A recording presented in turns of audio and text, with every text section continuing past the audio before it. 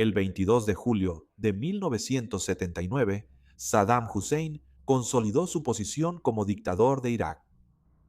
En una ocasión, reunió a los principales miembros del partido Baas iraquí y, durante una asamblea televisada, Saddam identificó de manera metódica y despiadada a quienes consideraba opositores a su gobierno.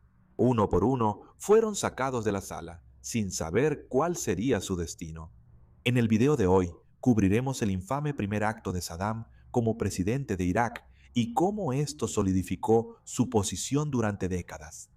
Quizás sea útil comenzar con la renuncia del anterior presidente iraquí, Ahmed Hassan al-Kabir.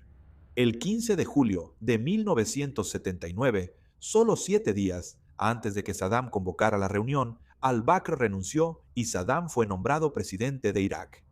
Durante el año anterior, Saddam era el gobernante de facto de Irak debido a la mala salud de al-Bakr. Durante este tiempo, hubo dudas sobre si el partido basista iraquí y el sirio, liderado por Assad, se unificarían, pero el intento de hacerlo finalmente fracasó, ya que tanto los gobiernos de Irak como de Siria no pudieron llegar a un acuerdo. Pero Saddam empezó a preocuparse. Le preocupaba que pudiera haber personas dentro del partido Baas iraquí que favorecieran los lazos cercanos con Siria y que estas personas pudieran intentar derrocarlo. Así que, antes de que siquiera pudieran pensar en esto, Saddam se aseguraría de que se ocuparan de ellos. A solo unos días de haber asumido la presidencia, Saddam convocó a una asamblea general de los principales miembros del partido Baas. Debían reunirse en el salón Al-Qod en Bagdad en un día abrasador. Cientos se reunieron y tomaron asiento. Nadie sabía cuál era el propósito de la reunión, pero iba a ser un sombrío adelanto de cómo sería la presidencia de Saddam. Por todo el teatro había equipos de filmación, listos para capturar y televisar lo que iba a suceder. Saddam subió al escenario y declaró, con gran tristeza, que había descubierto una conspiración para derrocar su nuevo régimen. Él sostenía una carta que detallaba los nombres de quienes habían conspirado contra él junto con los basistas sirios. Él afirmó que no se iría sin oponer resistencia, declarando que tomará su arma y luchará hasta el final. Fue entonces cuando un hombre llamado Muji Abdul Hussein Mashhadi fue llevado al escenario. Mashhadi era miembro del Consejo de Mando Revolucionario y secretario del anterior presidente al-Bakr. Él le había advertido a al-Bakr sobre nombrar a Saddam como presidente e incluso sugirió no entregarle el poder. Esta denuncia abierta contra Saddam sellaría su destino. Antes de que se llevara a cabo la asamblea, él había sido detenido por la policía secreta iraquí, la cual había estado bajo el control de Saddam y su familia durante mucho tiempo. Mashhadi fue sometido a torturas horribles para obligarlo a ser cómplice de la farsa que estaba por venir. Pero para asegurar su obediencia, lo amenazaron con que, si no hacía lo que se le pedía, traerían a su esposa e hija ante él y serían sometidas a graves abusos sexuales. Mashhadi fue llevado ante la asamblea y comenzó a confesar sus supuestos planes para derrocar a Saddam, todo lo cual era una invención. Saddam tomó asiento en el escenario detrás de una gran mesa y comenzó a fumar tranquilamente un puro cubano. Mashhadi detalló el plan inventado para deponer a Saddam, mencionando los nombres de los involucrados y los posibles roles que tendrían después del golpe. Para los presentes en la audiencia, pronto se dieron cuenta de lo que estaba sucediendo. Algunos empezaron a gritar, ¡Viva el partido! ¡Viva Saddam! Otros empezaron a gritar por la ejecución de estos llamados traidores. La cámara recorrió al público, capturando su aprensión y miedo, sus lágrimas y su estrés. Saddam fue aplaudido por expresar su confianza en aquellos que le eran leales. Saddam volvió a subir al escenario una vez más. Detrás de él estaba Ali Hassan al-Majid, mejor conocido como Ali el Químico, y jefe de la Oficina de Seguridad Baasista. Saddam entonces declaró que cualquier hombre cuyo nombre fuera leído en voz alta debía ponerse de pie, recitar el lema del partido basista y luego salir.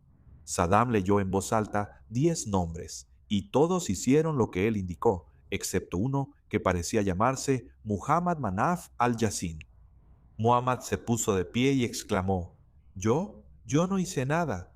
Ante esto, Saddam simplemente repitió sus instrucciones y el que protestaba cedió.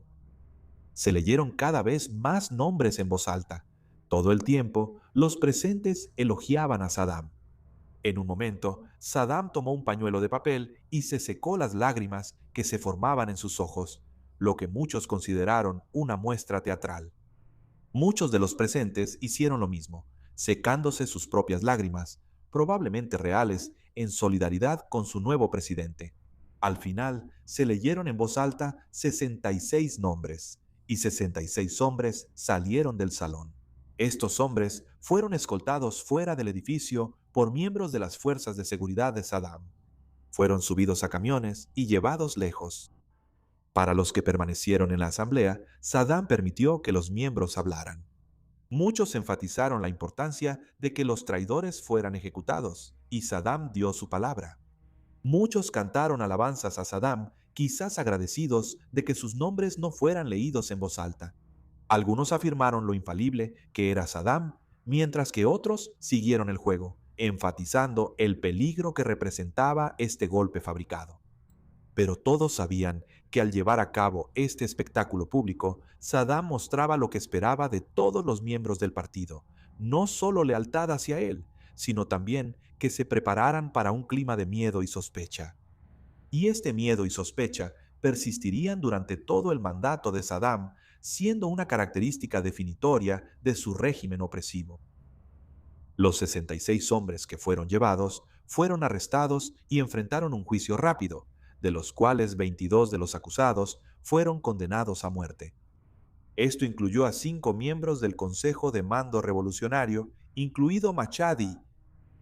Se dice que la esposa de uno de los condenados le suplicó a Saddam insistiendo en que su esposo siempre había sido leal. Saddam miró a la mujer y le prometió que pronto le devolvería a su esposo.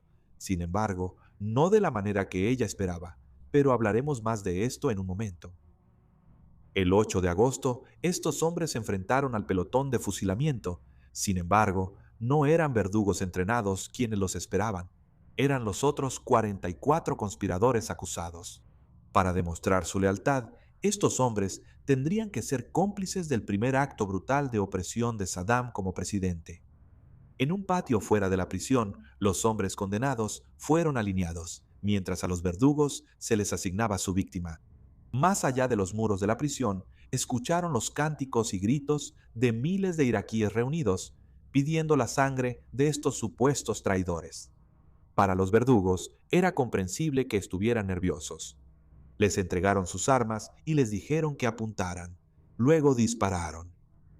Pero como estaban tan ansiosos, muchos fallaron sus disparos, lo que significó que tuvieron que disparar varias veces contra los condenados. Y a la esposa que le había suplicado a Saddam, él cumplió su palabra, pero en un sentido sombríamente literal. Ella recibió las partes desmembradas de su esposo en una bolsa negra para cadáveres.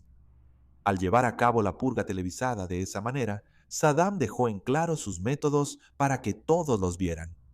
La lealtad hacia él era obligatoria y cualquier indicio de oposición sería eliminado rápidamente. Todos debían ser cómplices de los métodos brutales empleados. No bastaba con simplemente seguir, también tenían que ser parte del asesinato y la opresión. Solo así se podía considerar leal a alguien. En los años que siguieron, las relaciones entre Irak y Siria solo empeoraron. Saddam acusó a Assad de conspirar en su contra. Incluso llamó a algunos de estos supuestos conspiradores los lugartenientes de Assad. En la guerra entre Irán e Irak, Siria apoyó a Irán y la mayoría de las relaciones entre ambos países terminaron. Assad esperaba que un conflicto prolongado con Irán resultara en la destitución de Saddam como presidente y continuó apoyando los pocos movimientos de oposición que existían en Irak. Saddam apoyó a grupos como la Hermandad Musulmana, que buscaban derrocar el régimen de Assad. A pesar de que ambos eran partidos basistas partidarios de la unidad árabe, ni Irak ni Siria normalizaron sus relaciones y siguieron estando en desacuerdo. El primer acto de Saddam como presidente fue consolidar su poder de manera brutal y pública. Buscó infundir miedo y lealtad en el partido basista y continuó usando estos métodos durante todo su régimen. Las imágenes resultan interesantes, pero inquietantes de ver. Es horroroso ver la desesperación de los hombres, esperando no ser los siguientes, en contraste con la calma y frialdad del hombre que los enviaba a la muerte.